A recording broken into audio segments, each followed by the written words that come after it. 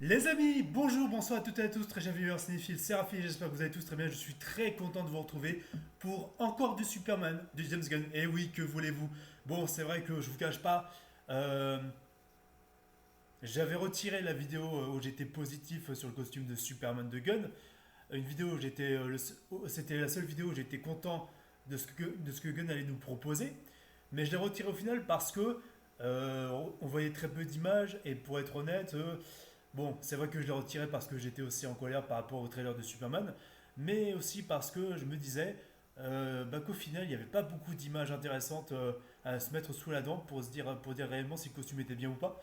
C'est vrai qu'à un moment donné, je vais être honnête avec vous, j'ai été satisfait du costume. Au final, j'ai changé d'avis. Donc, il y a eu un coup-ci coup-ça dans le sens où j'étais plutôt positif et à la fois plutôt négatif pour ce projet-là.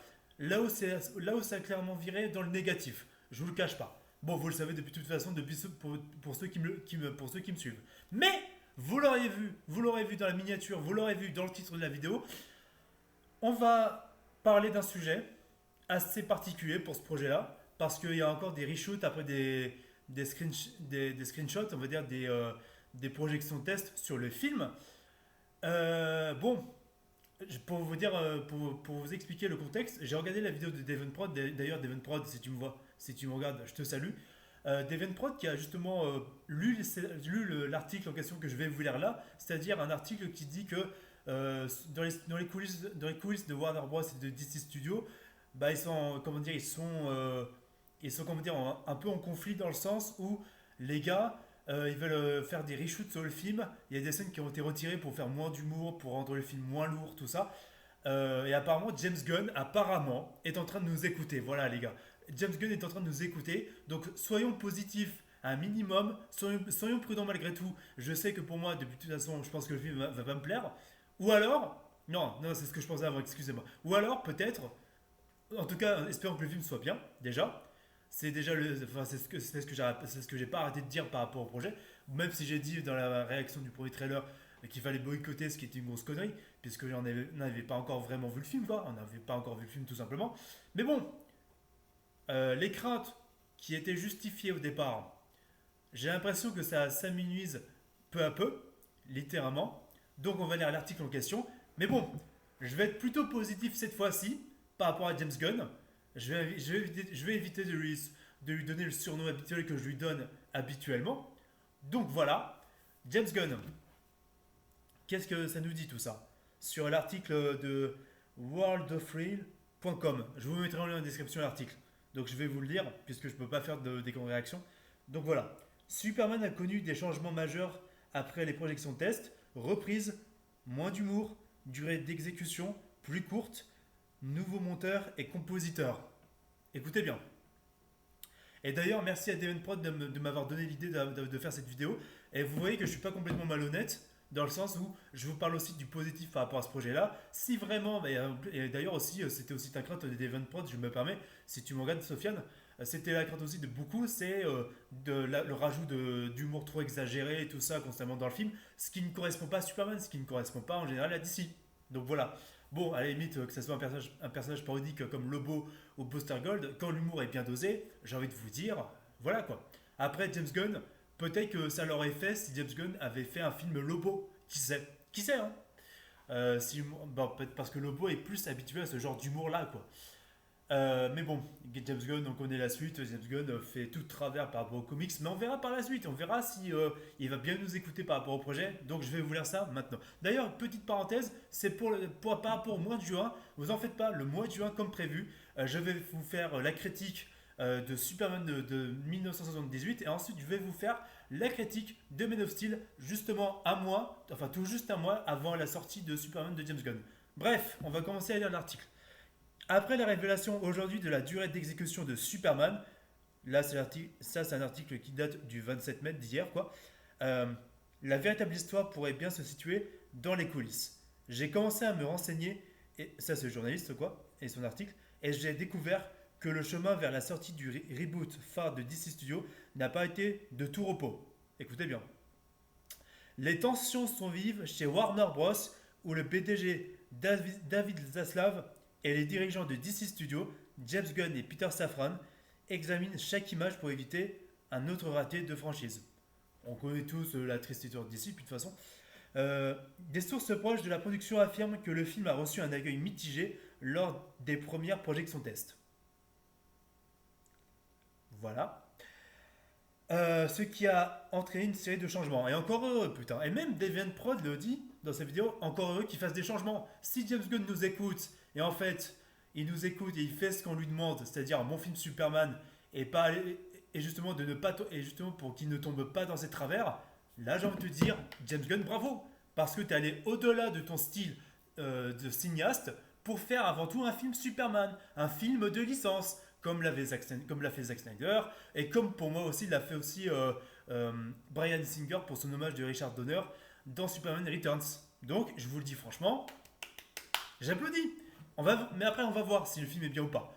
Restons prudents, si le film est mauvais, je cracherai dessus quoi qu'il arrive au film. Mais voilà, vous êtes prévenus. Alors du coup, des sources proches de la production affirment que le film a reçu un accueil mitigé, vous voyez ça je l'ai lu, ce qui a entraîné une série de changements. La version originale de Gunn semblait davantage axée sur le Moore, ce qui n'a pas convaincu les dirigeants. Bah ils ont eu raison les mecs. Ils ont eu raison. En réaction, plusieurs passages comiques ont été supprimés, réduisant ainsi le ton et la durée du film. Ouf. Plus intriguant encore? Non, il y a rien d'intriguant, c'est tout à fait normal. Pour éviter qu'un DC se casse pour éviter que DC se casse la gueule encore. On a bien vu, hein, j'en ai parlé dans une vidéo qui sera aussi publiée par rapport à mon mea culpa sur le Monsterverse et le fait que j'ai changé d'avis sur le Monsterverse. C'est une vidéo qui sera bientôt publiée ou qui sera publiée avant, vous verrez bien. Pour l'instant, je ne l'ai pas encore publiée au moment où je tourne cette vidéo. Donc, du coup, on a bien vu avec Black Adam, hein, Black Adam ou Dwayne Johnson avec son ego à la con voulait faire renaître le Snyderverse. Mes couilles, hein, mes couilles, on a bien vu ce que ça donnait. Hein. Et pour te dire ça, Black Adam, c'est clairement le film de super-héros ultra cliché où rien ne va. Rien ne va, où rien ne va cinématographiquement parlant. Voilà. Et j'ai envie de te dire, les costumes étaient déjà dégueulasses. Je sais que le costume de David Corenswet est dégueulasse aussi. Mais n'empêche, voilà, on a au moins le S. Et on a au moins le slip rouge pour David Corenswet. Même si le côté plein de lignes, tout ça sur le costume est dégueulasse. Dans Black Adam, c'était pas le même niveau costume. Hein. Quand on voit Dr. Fate, quand on voit le maigrichon Hawkman, tu vois, quand on voit le costume ridicule de Black Adam, de Cyclone, enfin, le semi-costume de Atom Smasher qui ressemblait à celui de Deadpool, enfin, j'avais envie d'en vomir quoi. Mais genre vraiment, j'aurais envie de. Voilà. Bref, blague à part. Reprenons l'article. Plus intriguant encore, l'un des monteurs du film a été discrètement renvoyé en cours de tournage, ce qui a entraîné une légère refonte de la structure du film. Putain, merci. Putain, merci. Il s'agit parce que si le mec il est pas doué en montage, s'il comprend pas que faut faire un film disservanton, un film Superman qui est de la gueule, qui respecte à la fois le public et les fans, s'il est dans son délire, en fait, si c'est un mauvais monteur, qu'il soit dégagé, c'est tout. Il s'agissait, et là déjà les gars, les gens qui détestent James Gunn, même les pires d'entre nous, hein, même les haters, enfin on se considère même pas comme des haters, c'est des gens comme moi, voilà, on gueule beaucoup sur James Gunn, mais être des haters jusqu'à menacer machin, on n'est pas comme ça. Enfin du moins j'espère que vous l'êtes pas. Par contre les haters, ces gros connards comme ça, là vous n'avez pas gueulé, parce que là James Gunn il vous écoute. Alors fermez vos gueules. Et même d'ailleurs, je vais même le répéter, je pense dans mes critiques de Superman de 78 et de Man of Steel, c'est que hein, ce film-là, même s'il est éclaté au sol, ce qui sera hors de question à faire, les gars, ce qui sera hors de question à ne pas faire, pardon, enfin voilà, enfin ce qui ne sera pas à faire, pardon, justement, c'est de toucher aux gamins, d'attaquer les gamins en les critiquant en leur disant ouais mais ton Superman de Corenswet il pue la merde. Non, vous avez juste à foutre la paix aux gamins. Vous avez juste à foutre la paix aux gamins. Ils n'y sont pour rien. Si les enfants sont touchés, aiment ce Superman de Gunn, bah tant mieux. Si le film est axé pour eux, si le film est accessible pour eux et que s'il y a un petit garçon ou des petits garçons ou des petites filles qui apprécient ce film-là, qu'on leur foute la paix, et tant mieux s'ils aiment ce film-là, parce que le film aussi à la base, il est axé pour les gosses. C'est vrai que les super-héros à la base, comme Superman, c'est axé pour les gosses. C'est pour ça qu'il y a eu des cartoons. C'est pour ça qu'on a eu les Bruce Timm, des trucs comme ça. Donc c'est normal. Donc faut foutre la paix aux gamins, s'il vous plaît. Et je rejoins complètement ce discours-là, je rejoins complètement, pardon, ce discours-là avec Deviant Prod, qui dit que quand on fait des merchandising sur des trucs d'enfants, enfin sur des trucs Superman pour les enfants, c'est normal, parce que c'est un truc accessible, c'est une licence pour les enfants aussi d'ici. Faut pas l'oublier ça les gars. Même si les comics sont plutôt matures, il y a une période où tu vois, quand tu vois le Silver Age, que je déteste malgré tout, bah ça avait un côté enfantin. Même le côté âge d'or, même le côté âge d'or, bah, ces comics-là à la base, c'est pour les gens, les enfants, les adolescents. C'est ça aussi à la base. Et même d'ailleurs, Alan Moore le dit. Alan Moore qui nous a écrit Watchmen, V pour Vendetta, la légende même, qui est Alan Moore qui a aussi écrit The Killing Joke. Excuse-moi, mais il a même dit carrément aussi que c'était pour les enfants, pour les adolescents, les comics. Voilà. Même Alan Moore le dit, alors me fait pas dire le contraire. Bon, c'est vrai que j'ai toujours dit, bon, je veux pas être malhonnête avec avant que vous m'attaquiez. C'est vrai que j'ai dit que d'ici c'était mature pour les adultes parce qu'il y a des thèmes adultes, certes, d'accord. Mais ce que j'avais insinué aussi, c'est que malgré tout, c'était une licence qui pouvait être accessible à n'importe qui. Que ça pouvait être une licence où littéralement ça pouvait parler au plus grand nombre. Et j'avais justement déjà cité les Bruce Team, ces trucs-là qui étaient accessibles aux enfants. Moi j'ai grandi avec la première série animée de Teen Titans des années 2000. Alors excusez-moi quoi. Bref. Ok. Ok. Il s'agissait d'une sorte de modification qui marquait un léger changement dans la présentation de l'histoire. Certaines séquences clés ont été remaniées et des scènes mineures ont été ajoutées lors de récents reshoots. Pas mal, non?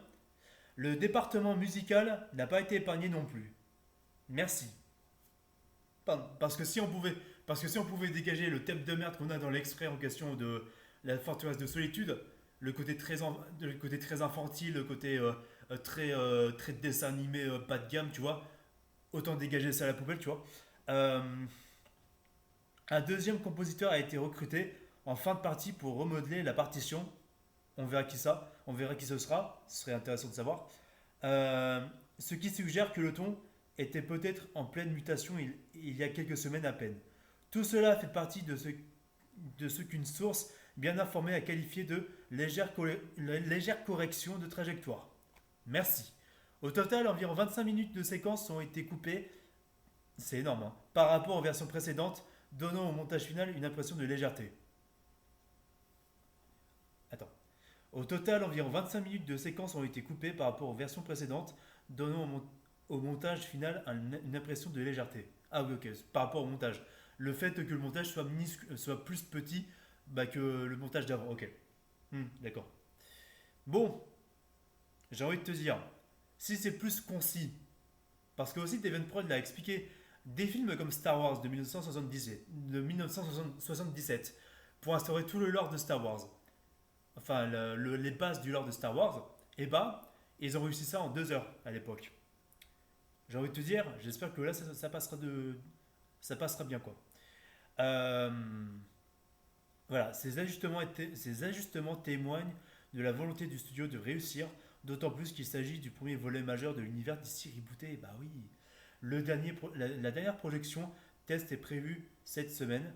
Reste à savoir si ces changements de dernière minute porteront leurs fruits, mais la confiance est un peu plus grande maintenant que le produit fini, officiellement disponible. Attends, mais la confiance est un peu plus grande maintenant que le produit fini, officiellement disponible. Ça va être un excellent film. Bon, espérons-le, hein. Je pense on va finir la vidéo comme ça. Elle ne va pas durer plus longtemps que ça. Je vais la terminer à 15 minutes. En conclusion, je peux pas gueuler là-dessus. Parce que déjà 25 minutes de lourdinguerie avec les blagues, tout ça, ça montre que le studio, il voulait pas laisser la liberté à James Gunn.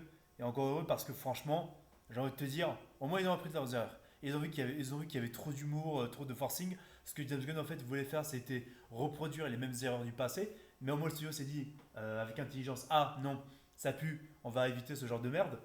Là où pourtant, bah en fait, c'est pour te dire que Warner Bros, 10 ans après, ils ont appris de leurs erreurs.